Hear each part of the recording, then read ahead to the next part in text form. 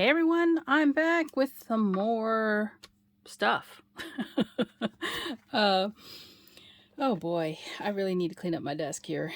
I'm to the point where I can't even move around very easily anymore. But I wanted to share these with you. I got some stamps and other stuff in the mail, so this was part of the same lot. Isn't he cute? So I got these 3 stamps together. And those are Stampin' Up! From 2000. And then I got this stamp.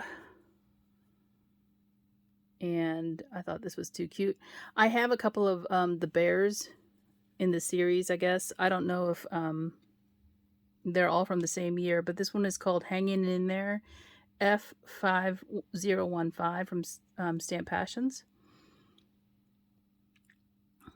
But very similar in style to the other bears that I have from her. So that's my wood stamps.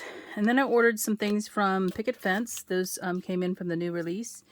I got the Gingerbread Betty die. And she's a pretty good size.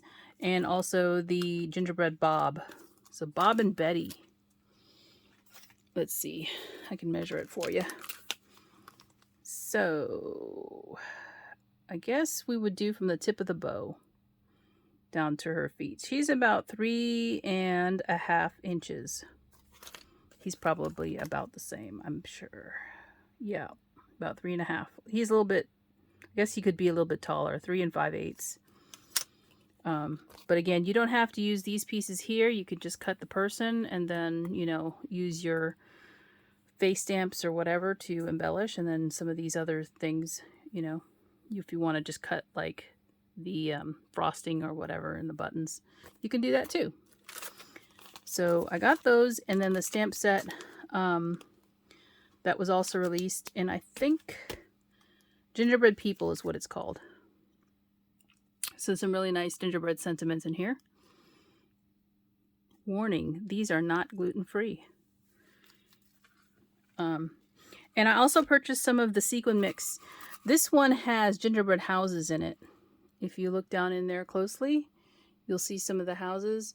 It also has candy canes, green sequins, and gold sequins. They're like a champagne gold, so they're not real bright and shiny. Oh, and there's some little gold ones in there too, some different size gold ones.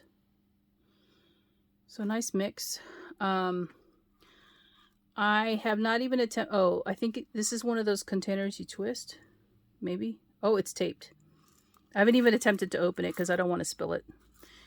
They also sent me this little sequin tray. You can put some of them in there and then use your little jewel picker to pick up the sequins if you're placing them on a card or tag, whatever. So that's what I got from Picket Fence. I also got some things from Cottage Cuts. I got this gingerbread baker. I don't think I had him yet. He's sitting on a rolling pin, and this one is kind of peeking over the top of one. Now this one is a plate die, so they're all attached together. You can, you know, cut pieces of paper that are smaller if you're going to cut in different colors. You can do that. I don't prefer these type of dies, but it is what it is. So that's CC 785 Gingerbread Baker.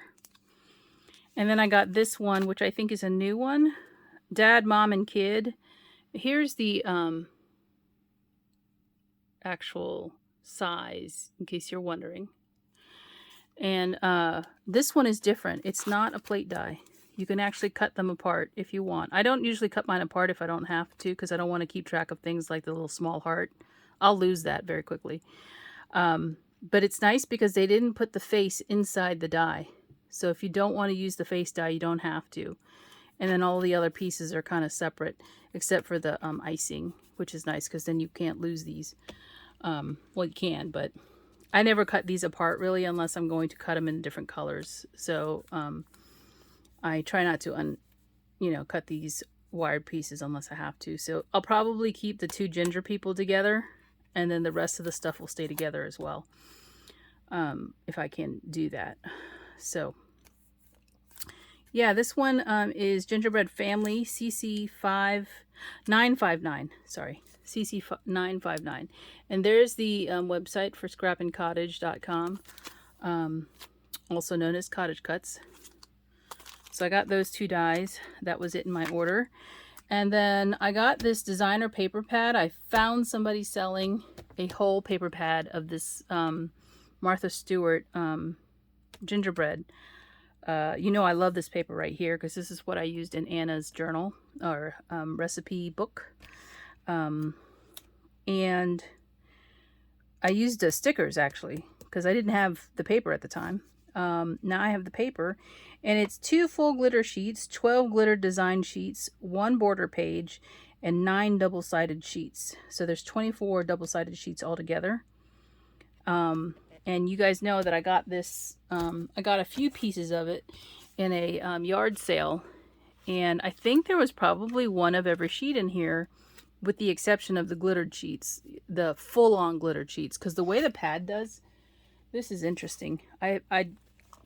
I don't know if she did this with all of her older pads because I don't recall, and I don't have too many of hers. But here's my favorite page. Now this came out because when I cut it open on the side, I pulled on it too hard and it came out. But it's still a whole piece. So you get 3 of each sheet of each design, and I love that. But it's backed up onto my favorite page, and I got plenty of gingham, so I don't know if I'll ever use that side. There's this, and then the B side is this plaid. And here's the 1 glitter sheet. Now this is, I'm trying to see if it sheds. It does a little bit, but there's only 1 sheet of it in here. Not that I need green glittered paper, but there's only 1 of it in there.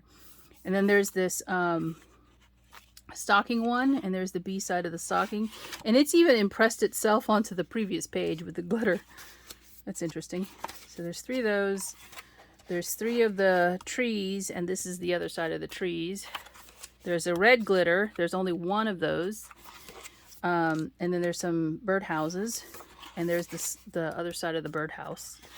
And then we've got deer, and there's a wood grain on the other side of the deer. And then there's this frame, like if you do scrapbooking, this is perfect, but I don't do scrapbooking anymore. So the back side of that is this little holly tossed print.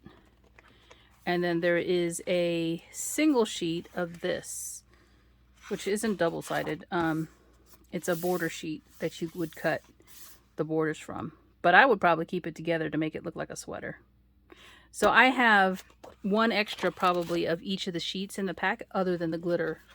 The 2 sheets of glitter that are in here. So that's fine because I have glitter paper in separate pads, so don't need that. I'm glad I have the patterns now. I can use this in addition to the ones that I got from the yard sale for a really good price. And I'm just going to stick them together in the book so they don't get all messed up. And I can keep track of them easier. What else? I did get the machine that I had ordered from. I bought a machine from a friend, a fellow crafter on Facebook. This is the Gemini foil press. I had an older one, which is the Go Press and foil. That's made for the Big Shot. Well, it's not made for the Big Shot, but you use it in a Big Shot machine. And I think I showed you this big platform before in another haul. So the machine actually came in. The machine comes with this platforms, and it's interchangeable. So if you have a Gemini Junior, which I do, it's actually out in my studio. No, it's actually in here. I use it for traveling with sometimes. So this is the smaller platform that you can fit through the Gemini Junior. And I ordered this bigger platform, which is 9 by 12. This is the opening size for the regular Gemini. And the part of the reason I ordered this is because I knew it was interchangeable with in the machine. And if I want to do a slimline card, I'm going to pull out something here. So this is a slimline die, right? If you have foiling plates, I want to call them. They're not dies because they don't usually cut. But if you have a slimline die that you want to use in this platform, you can, because it fits the length of it. Let me show you. See? So if I order any of the foiling plates, because I enjoy it so much, right? then I can actually foil a slimline card, and it will fit on the length of the actual board. I believe there was somebody who was showing that exact problem that she was having, because she didn't have this platform. And I didn't really enjoy the experience before, because I wasn't getting the results I wanted with all the work I was doing to get it to foil. I'm hoping with the Gemini it's a little bit nicer than, say, the Big Shot, because the foil and press wasn't made, or the Go Foil and Press, I think is what it's called. It wasn't made for the Big Shot specifically. It just happens to fit, right? This is specifically made for the Gemini, and I believe when I was watching some videos from Sarah Davies, she said that the Gemini machine, which I have right up here on my desk, the Gemini machine, when they put it out years ago, they put a heat sensor in the machine so that whenever the future technology was put out for this thing, we would be able to do it in that machine.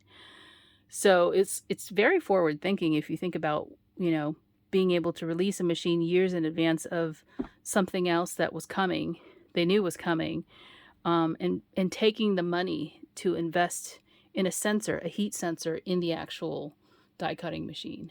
I think it's a great idea that they did that, and that they knew that product development was just a little bit behind. So I'm going to try this out, and I may, there's lots of videos on this already, so I don't want to, you guys can watch all those videos you want on YouTube. Everybody has a choice of who they like to watch. But I'm going to play with this a little bit and see if I like it.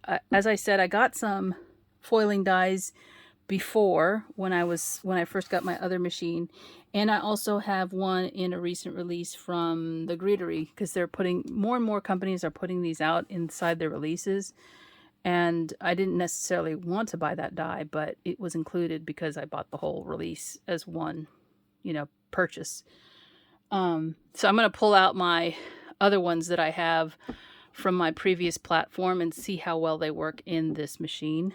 And, the Gemini has much more pressure going through the die cutter than, say, the Big Shot in terms of these wafer thin dies. So you get a better impression. And I have a feeling that might be the case using the foil, what do you call them? Foil dies? No, foil plates is what I'll call them. And I think people are even doing them with embossing folders, which is amazing too. I've got plenty of embossing folders to use.